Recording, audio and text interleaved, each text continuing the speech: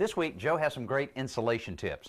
The first thing, Danny, is I want to mention whenever you're working with fiberglass insulation, it's always a good idea to wear a long sleeve shirt, long pants, eye goggles, and a dust mask and gloves when laying it out, just to keep those irritating glass fibers off of your bare skin. And when you're in an attic like this, make sure you don't step through the ceiling.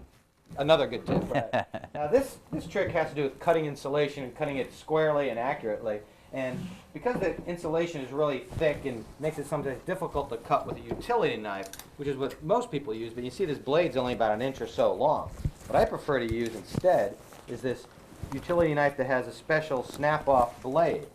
And the idea is you can snap them off as they get dull, but if you extend it all the way out and lock it, you can end up with like a 3 or 4 inch long blade, which makes it really easy to cut through even really thick bats like this.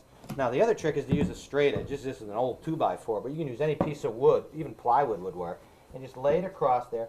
I like kneeling on one end, which really compresses the insulation, and press down. Again, hold it nice and square. Then just draw the knife blade right through there. You can see how cleanly that cuts right through. And it's important that it's cut very accurately, because you want to make sure when you're installing it, it's nice and tight to really maximize the coverage that you'll have with the insulation, just like that.